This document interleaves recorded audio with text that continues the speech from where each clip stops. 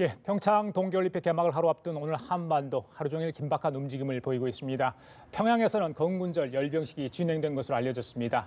그리고 오늘 저녁에는 강릉에서 북한 예술단의 첫 공연이 펼쳐집니다. 무엇보다 내일 방남하는 김여정의 행보에 관심이 쏠리고 있습니다. 이 시간 홍현익 세종연구소 수석연구위원, 오겸석 통일연구원 연구위원, 김철우 국방연구원 연구위원 세 분 모시고 자세한 이야기 나눠보도록 하겠습니다. 안녕하십니까? 안녕하십니까? 어서 오십시오. 예. 자, 북한이 오늘 평양 김일성 광장에서 건군 70주년 열병식 행사를 한 것으로 현재 알려졌습니다. 우리 정부가 이제 확인을 했는데 글쎄요. 예전에 보면 이걸 실시간 중계를 했는데 아직까지 5시간 이상이 지났지만 실시간 중계를 하지 않고 있는 상황. 그래서 녹화 중계할 가능성도 있다. 이런 얘기가 지금 현재 나오고 있습니다. 일단 홍 의원님, 네. 열병식을 한 것으로 우리 이제 당국이 확인을 했습니다. 네. 자, 취소 혹시 할까 했지만 뭐 개막식 전날 한 행사, 자기들도 많이 준비를 했기 때문에 취소는 어렵다는 또 분석도 있었는데 강행을 한 것 같습니다. 어떻게 보십니까? 애초에 취소를 기대하기는 매우 어려웠다. 왜냐하면 정치국 결정, 북한의 최고 결정기관이거든요. 예. 거기서 결정을 해서 4월 25일에서 3월 25일인가요? 4월 25일에서 2월 8일로 땡겼기 때문에 더군다나 올해가 70주년이기 때문에 꺾어지는 해인데 안 할 리는 만무다. 그러나 이제 좀 규모를 줄이거나 이런 걸 기대했는데 일단은 외신 기자들을 초청했다가 취소했어요. 그리고 철저하게 국내 행사로 해가지고 제가 볼 때는 아마 편집을 해서 오늘 밤에 일부를 보여주는데 아마 대륙간 탄도탄 이런 건 안 보여주고 아마 한 달쯤 뒤에 사실은 대륙간 탄도탄도 그때 있었다 이렇게 보여줄 가능성이 전 있다 이렇게 보여지고요. 일단 저렇게 외신 기자들을 초청을 취소해서 국내 행사로 해서 외국으로부터의 비난을 안 받으려고 하는 모양새는 일단 평창 올림픽에서 전개되는 김영남, 김여정과 마이크 펜스와의 이 어떤 조우 또는 북미 간의 대화 가능성을 상당히 타진하려는 모습이다. 굉장히 신중한 모습이어서 일단은 바람직하고요. 제가 볼 때는 우리 문 대통령께서 외교만 잘하시면 정말로 한반도 정세가 안정화 국면으로 갈 수도 있는 가능성이 지금 열병식에서 좀 보였다. 일단 희망을 가지고 지금 지켜보고 있습니다. 알겠습니다. 홍 의원께서 이제 강행한 배경, 그리고 만약에 이걸 실제 녹화 중계한다면 편집을 해서 보내줄 거고 그 녹화 중계 시기도 한 달 뒤쯤이 될 것 같다. 이렇게 예상까지 하셨습니다. 자, 김 의원님 어떻게 보십니까? 저는 그 북한의 열병식을 이렇게 외신 기자 초청했다가 취소하는 걸 보고 맞습니다. 이거 뭐 이제 약간 혼선이 아닌가 이렇게 생각했는데 일련의 상황을 쭉 보면은 김정은의 신년사에서 숨가쁘게 막 밀어붙이듯이 막 가는 건데 그것이 혼선이 아니고 축차적으로 뭐 군대 용어로 축차적 일제대의제에다 쫙 나가는 거거든요. 그래서 이번에 그 김여정이 방남까지 이런 것 중에서 이 열병식이 갖고 있는 카드, 그러니까 대미 메시지, 전 세계를 향한 카드가 있는데 이걸 어떻게 쓸 것인가를 고민을 한 것 같아요. 그리고 마지막 순간에 오케이, 이 카드는 이 정도 수준에서 접고 일단 2월 8일, 9일 상황에서 우리가 펼치는 평화공세 작전을 일단 주도적으로 하자. 그리고 우리의 그 예술단의 그 효과를 최대한 끌어올리기 위해서는 해필 그날 그렇게 해서 상쇄시키는 그런 바보 같은 전략할 필요 없이 이걸 이렇게 나간다는. 그래서 일련의 사태가 뭐 숨가쁘게 이렇게 막 그 급물살을 타고 쫙 진행되는 것 같지만 이미 이런 것까지 다 계획을 해서 축차적으로 나갔다. 그리고 미국의 그 펜스 부통령 일행이 한국에 올 때도 계속 일본을 거치면서 그 대북 메시지를 보냈거든요. 그래서 이 한반도의 평화를 지향한 스포츠 문화책전인 동시에 이것이 외교 무대다. 외교 무대에 김여정을 등단시키는 그런 상황에서 이 열병식이 갖고 있는 함의는 뭐냐면 거기서 뭐 몇만 명이 동원됐다는 그것도 중요하지만 거기에서 미국을 때릴 수 있는 전략 무기가 있느냐 없느냐, ICBM이 있느냐는 거거든요. 또 신형 무기가 있느냐. 그런데 김정은이 국가 핵무력을 완성을 이미 선언을 했기 때문에 뭔가를 보여줄 것입니다. 그래서 아마 그 편집된 영상을 언제 어떤 시기에 이것을 릴리스하고 공개하느냐 하는 것도 북한의 지금 아마 전략적 셈법을 하고 있다 이렇게 보여집니다. 아직까지 조선중앙TV가 뭐 이걸 언제쯤 녹화 중계하겠다 그걸 뭐 예고를 하지는 않고 있는 상황인 것 같습니다. 근데 이제 강행은 하되 실시간 중계까지는 저희들이 예전의 상황을 봐서 할 수 있다 이렇게 했는데 어떤 그 변화가 북한 내부에 있었을까요? 어떤 그러니까 지침이랄지 방침이 좀 바뀌었다 이렇게 우리가 지금 생각해 보면요. 그런 생각을 할 수 있지 않을까 생각해 보는데 그거 어떻게 보세요? 지금 북한 전략가들이 굉장히 전략적으로 대응하고 있는 것 같습니다. 그리고 굉장히 유연하게 대응하는 것 같고요. 과거 같았으면 아마 이 열병식을 실황 중계했을 가능성이 굉장히 높습니다.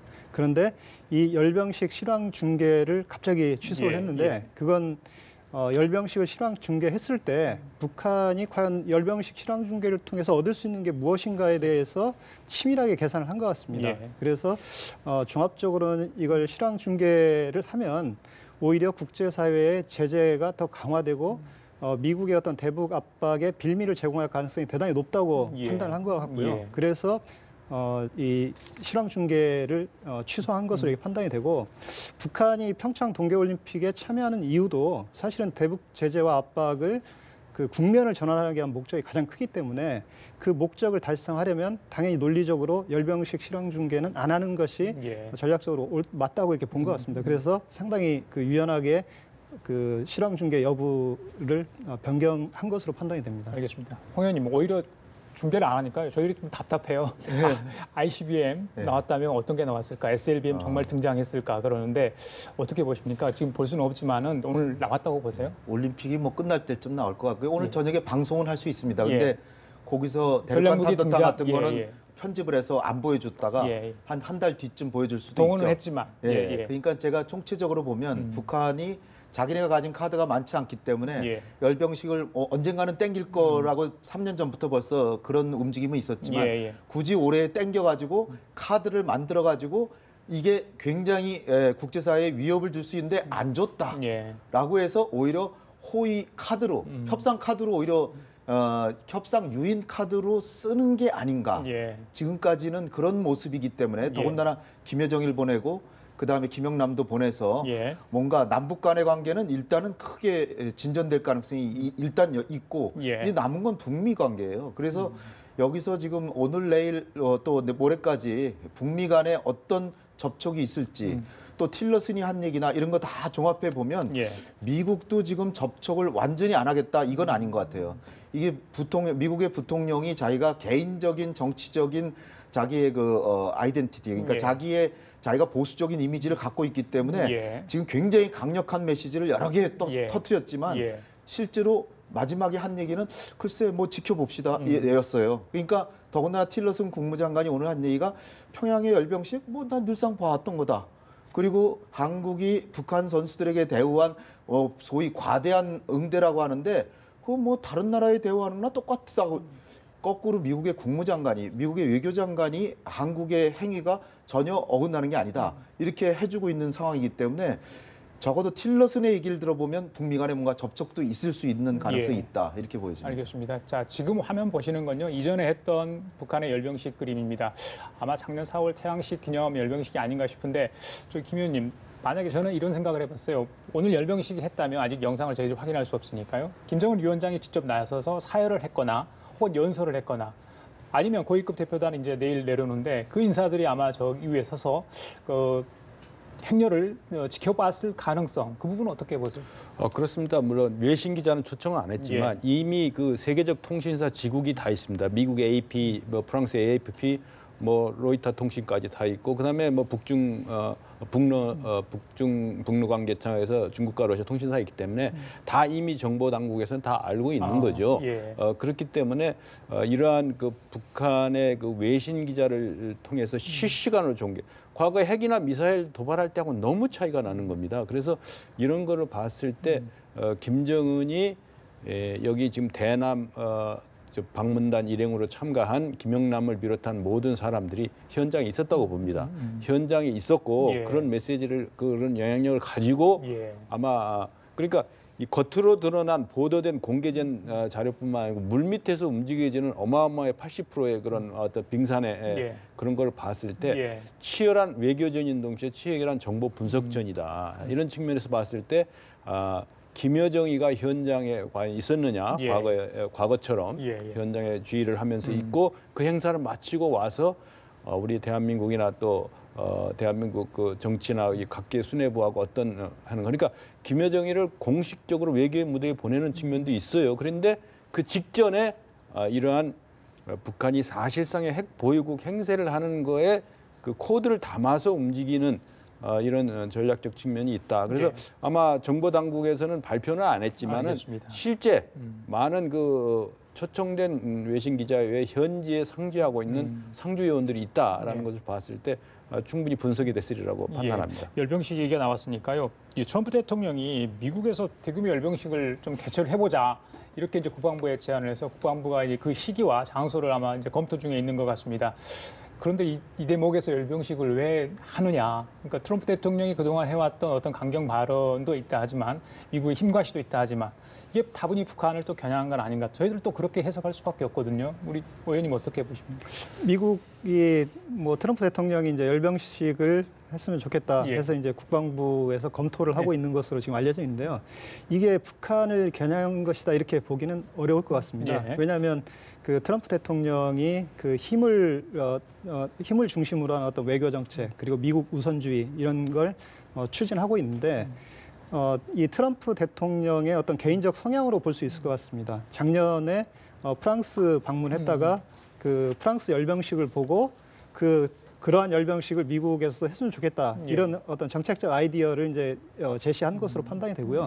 그리고 그걸 이제 미국에서는 그렇다고 해서 그 국내적으로 열병식을 해야 된다는 뭐 그 검토하는 분위기도 있지만 또 반대하는 입장도 상당히 많습니다. 그래서 지금 나와 있는 걸로는 뭐 군국주의나 독재국가에서 하는 그런 열병식을 과연 미국에서 해야 되느냐 이런 반론도 있기 때문에 그 정책이 실제 실행될지 여부는 좀 불투명한 게 아닌가 이렇게 생각이 됩니다. 그래요, 알겠습니다. 자, 그리고 제임스 매티스 미 국방장관이요. 최근에 미국의 핵태세 검토 보고서가 발표됐었죠. 근데 거기에서 이 소형 저강도 핵무기 개발 확대키로 한 것과 관련해서 한 나라의 오판을 막기 위한 거다 해서 또 이제 제가 말씀드리기 좀 뭐한데 한 나라가 과연 어딘가 했더니 미국 언론들은 바로 북한을 시사한 것 아니냐 이렇게 분석을 했습니다. 맞습니까? 다분히 북한을 지칭한 거죠. 지금 미국이 하는 태도는 과거에 부시 행정부도 그랬지만 선제 공격이나 뭐 이런 거의 연장선상에서 핵무기를 소형화해서 전쟁에 쓰겠다 이런 태도예요. 이게 사실은 1970년대 초에 미국이 그러니까 핵전쟁은 사실은 인류의 파멸을 가져오기 때문에 해서는 안 된다. 그래서 대량 상호 확증 파괴 전략을 해서 미국하고 소련이 절대로 핵무기는 사용하지 않겠다고 했다가 미국이 자기네가 이제 우월하니까 우월한 걸 활용해서 그 작은 핵무기를 만들어서 전술적인 차원, 이를테면 작은 소규모 전쟁에 쓰겠다는 거예요. 이를테면 우리도 어떻게 보면 좀 혜택도 받기도 했죠. 1970년대에 북한이 남침하려고 그러면 미국이 너네 남침하면 핵으로도 억제하겠다. 그 당시 미국의 국방장관이 북한한테 막 엄포를 줬습니다. 그 배경에는 박정희 대통령이 핵을 개발하려고 그러니까 그걸 막기 위한 목적도 있었죠. 그런데 그러다가 이 핵전쟁이라는 건 워낙 살상력이 뛰어나서 이게 50만, 100만 명씩 죽는데 근데 소규모 핵무기를 만들어도 20만 명, 10만 명 막 죽거든요. 그런데 이거를 초강대국인 가장 전 세계에서 핵에서 앞장서는 나라인데 이것을 북한이라는 나라를 빌미로 해가지고 이걸 쓰겠다라고 하니까 세계에서 우리가 볼 때는 북한을 핵으로 억제하니까 좋다라고 볼 수도 있지만 그러나 전 세계의 핵 안보 그 체제를 볼 때는 이 핵전쟁이 일상적으로 막 생길 수 있는 거니까 굉장히 위험한 생각이다는 사실상 전 세계에서는 굉장히 비판이 많습니다. 그런데 트럼프 대통령이 워낙 뭐 비판 같은데 개의치 않는 사람이기 때문에 지금 이러는 것이지 엄정하게 말씀드리면 국제 정치 사회에서 이러한 움직임은 굉장히 부정적인 시각으로 보는 게 더 많다. 근데 단지 북한에 보면 억지력의 면에서는 좀 도움이 되긴 한다. 그 정도로 우리가 보면 될 것 같습니다. 다수의 살상을 배제하기 위한 또 특정 지역을 타겟으로 한 어떤 그런 게 바로 이제 소형 명분은 거죠. 미국은 워낙 큰 핵무기를 갖고 있으니까 북한이 남한을 핵무기는 아니더라도 재래식 무기로 왜냐하면 서울이 지근거리니까 공격하면 뭐 10만 명 막 살상할 수 있거든요. 그럴 때 미국은 소형 핵무기로 북한을 때리겠다 이건데 그렇게 보면 우리한테 도와주는 거지만 그러나 핵무기가 사용된다는 측면에 있어서는 쉽게 사용될 수 있다는 측면에서는 인류 사회에서는 그렇게 환영할 만한 것은 아니죠. 알겠습니다. 자, 좀 이제 부드러운 얘기 좀 해보겠습니다. 북한예술단 얘기입니다. 올림픽 전야인 오늘 저녁에 강릉 아트센터에서 공연을 합니다. 이제 오늘 공연을 하고 또 11일 날 공연 이렇게 하게 돼 있죠. 네, 어제 이제 계속 리허설을 했고요. 아마 지금도 리허설 준비가 한창인 것 같습니다. 공연 시간까지 한 글쎄요 8시에 공연이니까 얼마 남지 않았죠. 글쎄요 떨리기도 할 건데 여러 가지 뭐 준비 내용 또 뭔가를 보여주겠다 했기 때문에 우리 국민도 굉장히 많은 기대를 하고 있는 것 같습니다. 어제 리허설에서 전통 민요도 했고요. 그 대중가요 뭐 제2에게 뭐 이런 공연 한국가요도 연습을 했다고 합니다. 과연 어떤 무대가 펼쳐질 것으로 김 의원님. 그 예술단이 현성월이 와서 바람머리를 했고 이제 강릉서부터 이제 2차 바람머리가 시작되는데 여기에서 대한민국 사람들이 눈살을 찌푸리게 하는 그런 체제선전용이 아니고 예. 한국 사람들의 관심을 끌어모으기 위한 그런 선곡. 왜 하필이면 뭐 김정은의 뭐 J 여러 사람의 J로 시작되는 그 이니셜이 있습니다만 왜 J냐 K가 아니고 뭐 J에게라든지 여러 가지 이니셜이 있을 수 있는데 그러한 그 대중가요뿐만 아니고 과거에 우리 민족끼리를 상징할 수 있는 뭐 그런 여러 가지 남북한의 동질성이라든가 민족 공조를 강조하기 위한 선곡과 이런 것이 단순히 또 관현악단이 아니고 그 쇼 무대, 이 버라이어티 쇼 다양한 프로그램으로서 청중을 압도해 나가는 예. 그런 무대가 될 가능성이 많다. 예. 그런 측면에서 조용하고 잔잔하게 이거 축하하는 무대가 아니고 이런 아들 공산주의적 선전선동의 그 선전대의 어떤 전초전이라는 그런 측면에서 이뤄질 가능성이 많고 예. 그다음에 여기에서 좀 미국이 신무기로 들고 나왔던 이른바 인권 문제라가 탈북 주민들의 가장 그 향수가 있을 텐데 탈북자 단체는 원천적으로 배제하는 뭐 이런 것들이 뭐 양측의 그 조율이 있었는지 예. 모르겠지만은 이런 측면에서 이번에 오늘 저녁에 강릉 공연이라는 것은 앞으로 펼쳐질 2차 서울 공연뿐만 아니고 이 평창 동계올림픽에 참석한 그 북한의 핵심적 의도가 어디 있느냐. 판을 뒤집는 건 아닌데 예. 판을 완전히 흔들어 놓겠다. 어떤 판이냐. 평창을 흔든 게 아니라 대한민국 국민들의 마음과 생각을 흔들어 놓겠다는 거죠. 기존의 관념이 잘못됐구나. 북한이 이런 측면이 있네라는 식의 국제적 스탠다드에 맞는 정상 국가의 이미지를 부각시키는 예. 그러면서도 은근히 핵이 보유하고 있음을 보여주는 그런 행보가 아닌가 이렇게 보여집니다. 지난번에 이제 어떤 내용의 공연을 할 것인가에 대한 질문에 대해서 USB를 통해서 사전에 공연 내용을 주겠다 했습니다. 아마 이제 우리 당국도 검토를 했을 것 같아요. 근데 만에 하나 이제 혹시 불상사 일어나지 않을까. 불상사라는 점은 이제 혹시 체제 선전이 일부라도 당기면 오해를 살 수 있지 않겠습니까?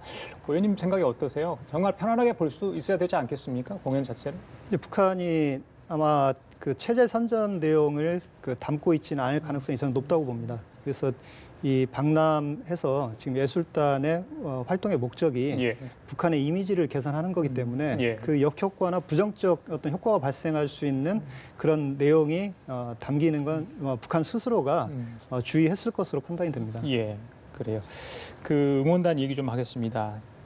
그 예술단과 응원단의 어떤 복장이랄지 외모랄지 그것도 화제고요. 20대 젊은 여성들이 많이 왔기 때문에 과거에 방문했던 그 응원단의 모습하고는 상당히 달라 보입니다. 시대가 물론 달랐지만은 말투나 뭐 외모나 뭐 다 많은 것이 달라 보여요. 예전에 한번 보셨죠? 부산 아시안게임 왔을 때 어떻게 보셨어요?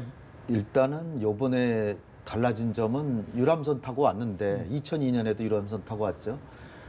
그때는 좀 더 환영이 더 뜨거웠죠. 예. 근데 지금은 오히려 이게 선전선동 행위라 그래가지고 반대하는 목소리도 많이 있었고 그래서 배에서 내리지 않고 그러한 우리 주민 중에 반대하는 목소리 이렇게 사진으로 찍기도 하고 우리 국민들이 보다 북한에 대해서 좀 더 차가워졌다 이렇게 보여지고요. 저 사람들이 아무래도 이제 미소 외교를 하러 온 거기 때문에 예. 오늘도 지금 그 용어를 뭐라 그러죠? 이 선수들이 이제 선수촌에 입촌하는 입촌식을 하는데 예, 예. 저기 지금 화면에 나오는 맞습니다. 것처럼 응원단들이 와가지고서는 이 공연을 하는데 예. 처음엔 반갑습니다 하더라고요. 반갑습니다. 우리도 다 아는 노래고 예, 그건 그렇습니다. 남북 간에 화해롭게 지내자 아주 기쁘다 반갑다 이런 노래고 예. 두 번째는 또 아리랑 하더라고요. 그러니까 우리 민족이 하나다라는 것의 메시지를 전반적으로 담으면서 공연을 할 것이다. 예. 그 중에 오히려 더 넘어서서 이를테면 아까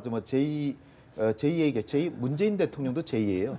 김정일, 김정은 다 제2고 예. 문재인 대통령도 제2아입니다. 예. 그러니까 제2의 제2외교가 김정은을 뜻하는 게 아니에요. 전혀. 문재인 대통령도 제2아이기 때문에. 알겠습니다. 예, 그런 다음에 뭐 남자는 배 여자는 거 사랑의 미러 그다음에 세계의 명곡 또 뭐 제가 볼 땐 디즈니 애니메이션에 나오는 뭐 미녀와 야수의 예. 그 주제 음악이라든지 뮤지컬 이런 거에서 배경 북한이 괴물 나라가 아니다. 정상적인 예. 감성이 풍부하고 그리고 이제 제일 마지막에 우리한테 호소하는 건 우리는 결국 하나다라는 걸 보여서 아리랑이라든지 예. 그런 것을 고향의 봄이라든지 이런 거에서 저 사람들 우리 동포 맞구나. 예. 이걸 하려고 오는 거기 때문에 제가 볼 때는 우리 반공교육을 해서는 오히려 유일체제 찬양하는 노래를 오히려 한 곡 좀 해준다면 예. 썰렁해지고 반공교육이 될 것 같아요. 근데 절대로 안 할 겁니다. 제가 볼 때 바보가 아니고서는. 그러니까 오히려 우리는 뭐 저렇게 우리를 축하해주러 와서 할 땐 따뜻하게 박수치고 그러나 예. 핵 문제는 여전하다.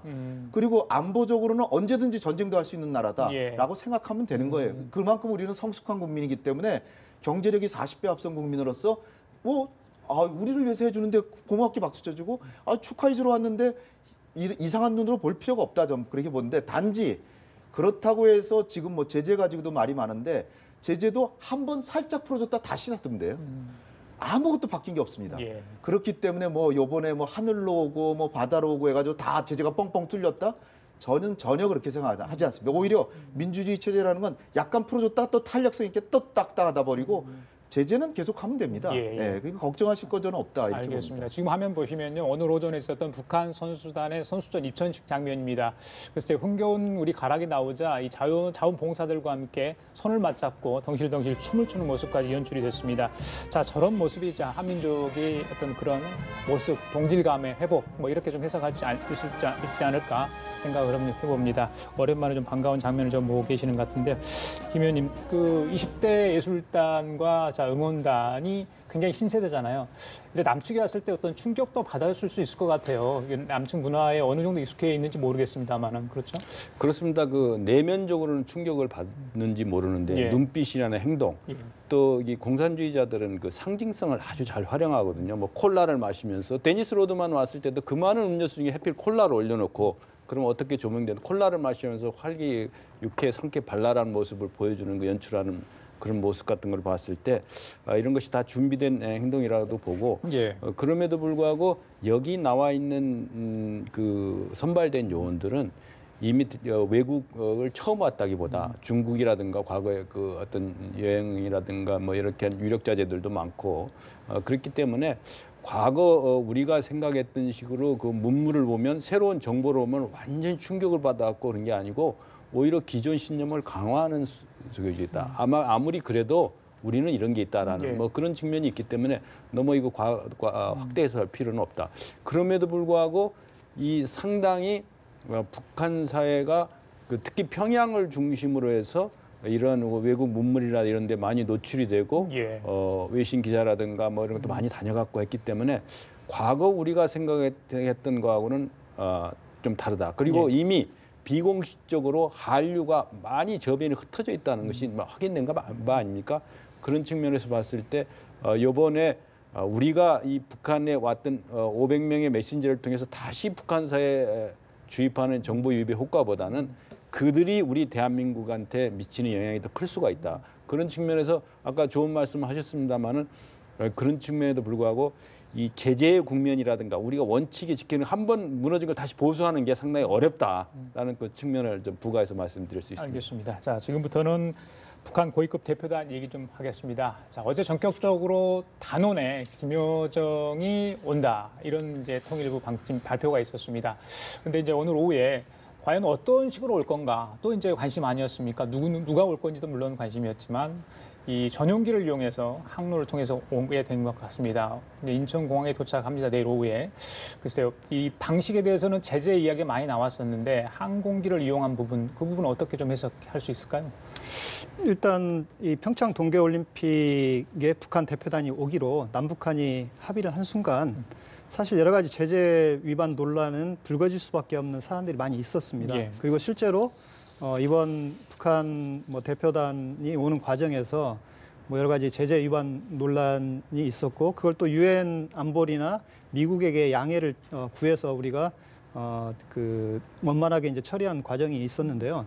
지금 최위가 이제 대표단에 포함돼서 오는 것도 지금 제재 위반이고, 그걸 이제 유엔 안보리에 양해를 구했습니다. 그리고 항공기로 이제 고려항공으로 온다면 그것도 이제 미국의 독자 제재 위반이고 또 유엔 안보리 제재 위반입니다. 또 우리 정부의 오이사 조치에서 취한 독자 제재 위반이기도 합니다. 그런데 그런 일들 자체가 사실은 불가피한 측면이 현재로서 있는 것 같습니다. 왜냐하면 평창 동계올림픽에 북한이 참여하기로 했고 그 과정에 급박하게 북한이 계속 그 제재를 위반할 만한 이런 안들을 계속 우리 정부에게 보내고 있기 때문에 우리 정부가 이걸 거부할 수 없는 상황에 그런 계속 요청을 하고 있습니다. 그렇기 때문에 이 현재 어떤 이런 여러 가지 상황은 제재 위반 논란은 불가피하게 있을 수 있지만 정부의 어떤 결정에 대해서 여기에 대해서 부정적으로만 지금 보기는 상당히 어려운 국면이 아닌가 이렇게 생각을 합니다. 그래요. 내일 낮 1시 30분에 인천공항에 도착을 한다고 합니다. 서해 직항로를 통해서 돌아오게 되는데,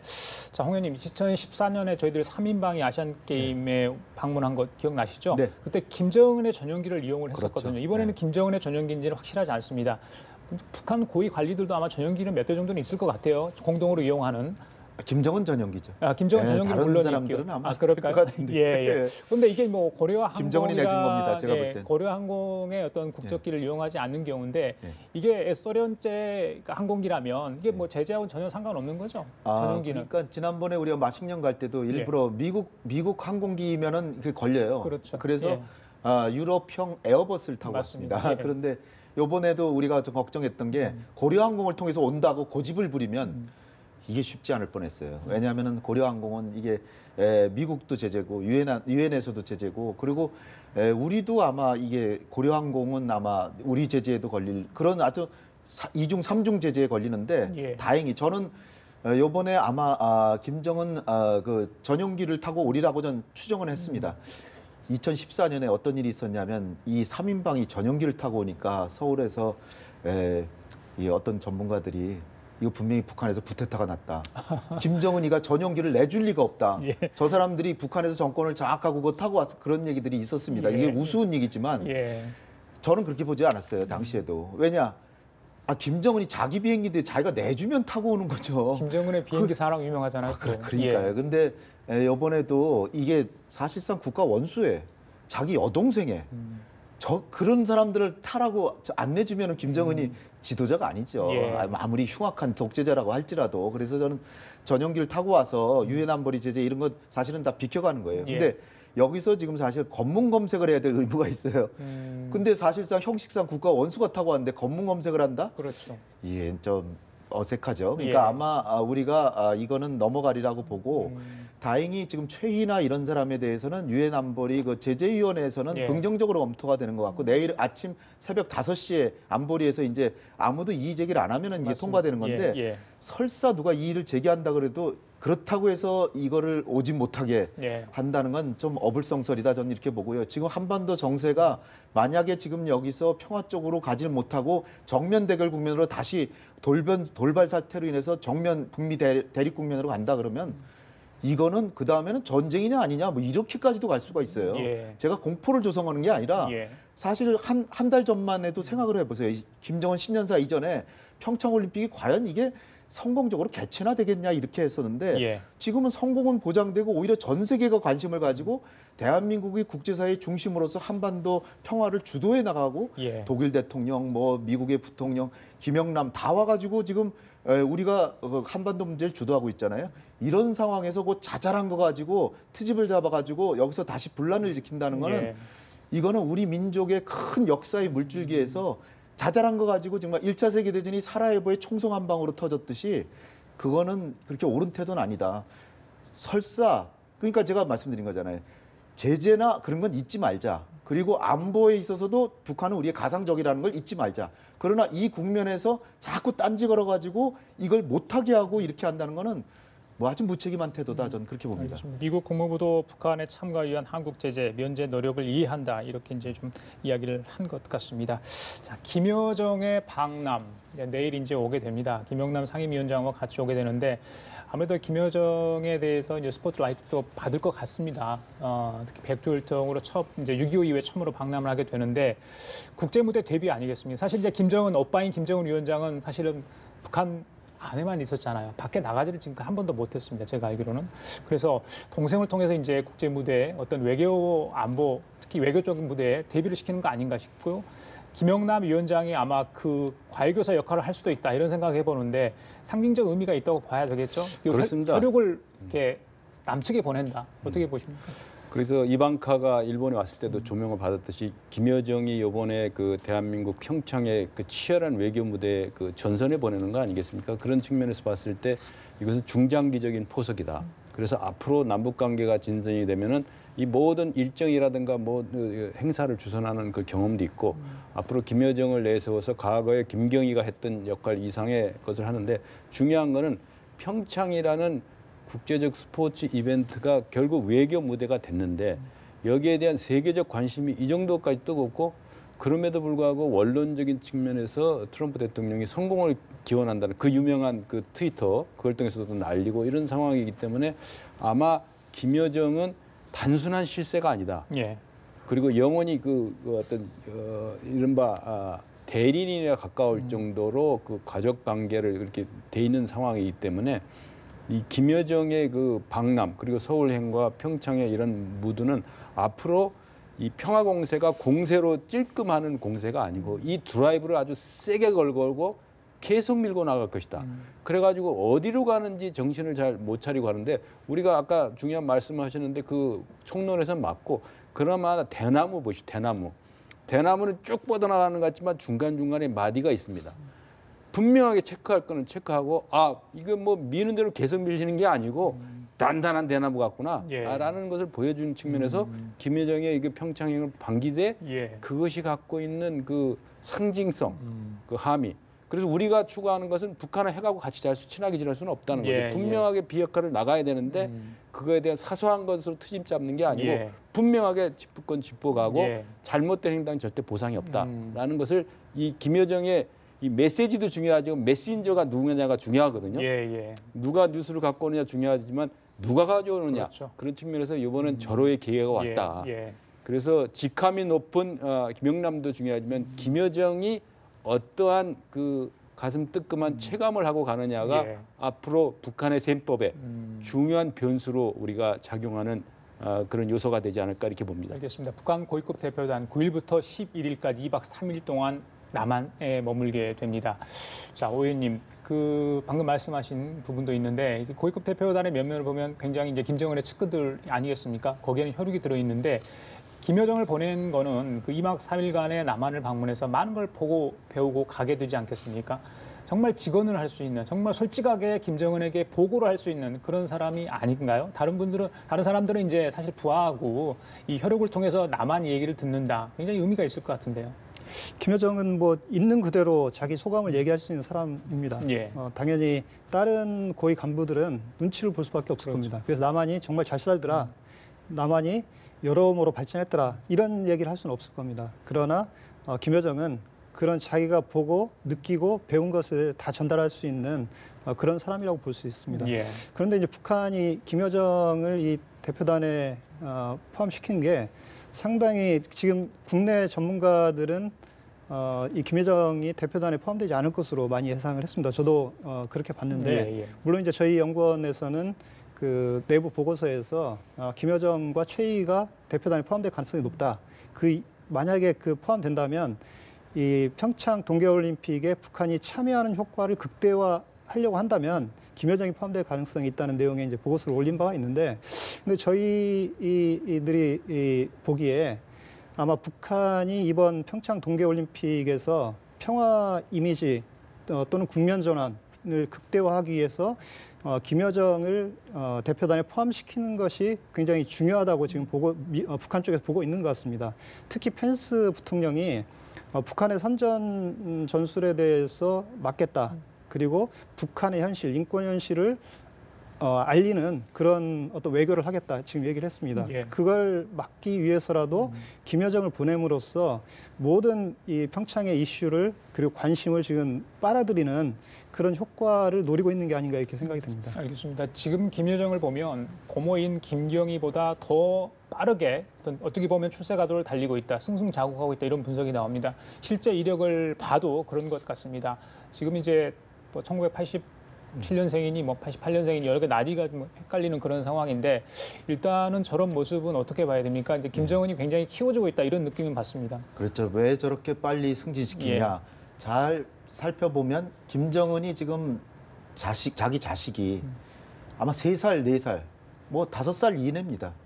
그리고 누군지도 아직 정확히는 주희라고 이름은 알려도 딸인 것 같아요. 맞이는. 또 둘째가 있을지 없을지도 정확하게 모릅니다. 근데 어쨌든 간에 지금 만약에 가정을 했을 때 김정은이 1인 독재 체제인데 김정은이가 만약 시해당했다. 어떻게 될까요? 북한 정권이. 이거 그냥 무너질 수도 있잖아요. 김씨 집안 정권인데. 그래서 제가 볼 때는 김여정을 더 키워서 만약에 내가 시해당하면 물론 갑자기 또 형인 김정철이 지금 숨어 있지만 나타날지도 모르죠. 그런데 만약에 김정은에게 모반 세력이 있다면 김정은만 죽이면 정권을 잡을 수 있다 이렇게 생각하는데 김여정이 있다. 그래서 김여정을 빨리 부각시키는 측면이 있는 게 아닌가 이런 생각을 저는 해보고요. 지금 그래서 지금 정치국 후보위원이에요. 정치국 정회원이면 최고거든요. 상무위원도 있지만 상무위원은 뭐 3명, 4명이니까. 그러니까 지금 후보위원회 30대 초반의 후보위원이라는 건 자기 고모보다 뭐 한 2배 이상 빠른 그런 속도인데 워낙 그 어린 시절부터 스위스에서 같이 유학도 했고 그런데 뭐 본래 뭐 총명하다는 얘기도 있었습니다. 근데 어쨌든 그 각별하게 애정을 갖고 있는 사이이기도 하고 그런과 동시에 자기를 대체할 수 있는 세력을 하나쯤 마련해 둠으로써 여차한 그 모반 같은 것도 막으려는 게 아니냐. 그래서 제가 볼 때는 김여정이 이번에 국제 경험까지 하기 때문에 좀 더 빠르게 승진할 가능성도 배제할 수가 없다. 근데 아주 높아지면은 거꾸로 거세당할 수 있죠. 지금 황병서 당하듯이 황병서도 제가 2인자 됐을 때 저거 좋은 게 아닌데 저 위태로운데 그러더니 역시 지금 숙정당했잖아요. 최룡해도 저 지금 별로 좋은 게 아닙니다. 저게 한 3인자, 4인자쯤 되는 게 좋은 거지. 알겠습니다. 자, 북한 뭐 내부 사정은 정말 가늠하기 어려우니까요. 자, 만약에 이제 김여정이 이제 머무르는 동안에 청와대에서 문재인 대통령을 만날지 그 부분도 관심입니다. 김영남 상임위원장이 정상급으로 이제 대접을 받고 있기 때문에 같이 동행할 가능성이 있다. 그래서 그 날짜는 아마 10일이 되지 않을까 저희들이 이제 그렇게 좀 파악을 하고 있는 상황인데 그렇다면 과연 어떤 내용의 이야기가 오갈 것이며 김정은의 어떤 친서나 메시지를 전달할 것인가? 그 두 가지가 좀 관심인 것 같습니다. 저는 그 이선권이 첫 남북 고위급 회담할 때 뭐 기자 선생님 중요하다는 얘기도 했지만은 그 자기 조카가 2000년 6월생이라고 얘기를 하면서 6.15 정상회담을 회상시키는 얘기를 많이 했어요. 그 상징이라는 게 상당히 공산주의 사회일 땐 중요한데 6.15 정신으로 돌아가자는 식의 그 메시지를 전할 가능성이 있다. 그래서 이런 정치적 관심을 증폭시키면서 이 무관심한 존재로 관심을 끌지 못하는 존재로 이렇게 옆으로 사이드로 빠지는 행보는 하지는 않을 것이다. 김영남이 뭐 예방을 한다 하더라도 상당히 그런 저기를 남북 간의 화해 무드를 고조시키는 행보를 할 가능성이 많고 그러면 그 첫 만나자마자부터 남북 정상회담이다 이런 정도 수준은 아니고 기본적으로 이 한 목적성 평창 동계 올림픽의 성공을 기원한다는 메시지를 점잖하게 던지면서 그럼에도 이런 것을 계기로 해서 남북 화해와 교류를 활성화시키자라는 그런 정도의 그런 공감을 상호 인식을 같이 하는 그런 걸 하면서 적절하게 미국과 일본의 견제구를 넣는 그런 정도의 어떤 인식의 공감대를 형성하고 그것을 외부에 좀 적절히 알리는 그런 행보가 있을 것으로 이렇게 분석됩니다. 그 김영남 위원장이 원래 외교관 출신으로서 굉장히 노련하지 않습니까? 그래서 만약에 문재인 대통령을 만났을 때 김영남 위원장이 주로 발언을 하고 김정은은 그냥 옆에서 지켜보고 있는 그런 상황이 될지 아니면 정말 어떤 발언을 할지 그건 좀 봐야 되는 상황인데 글쎄요 어떻게 보십니까? 그 내용에 대해서 좀 이야기를 해주시죠. 그 만날 기회는 뭐 있는 것 같아요. 근데 이제 단순히 뭐 이렇게 조우하는 정도냐 아니면 실제 어떤 개별 면담을 해서 뭐 30분 이상의 어떤 면담을 갖고 대화를 할지 그 부분은 좀 저희들이 지켜봐야 되는 상황이거든요. 예. 우리 정부 입장에서는 당연히 지금 남북 관계를 개선하는 게 가장 중요한 과제이기 때문에 어떻게 하든 그 면담을 할 수 있는 공식적인 대화를 할 수 있는 시간을 마련하려고 할 겁니다. 당연히 북한도 김영남과 김여정이 오기 때문에 예. 우리 정부의 그런 제안에 대해서 응할 가능성이 높다고 봅니다. 그 만남도 공식적인 만남을 청와대에서 가질 가능성도 있고요. 또 그 개막식을 전후로 해서 또 만남이 뭐 여러 차례 있을 수도 있다고 봅니다. 예. 알겠습니다. 자, 오늘 대담 여기까지 마치도록 하겠습니다. 예.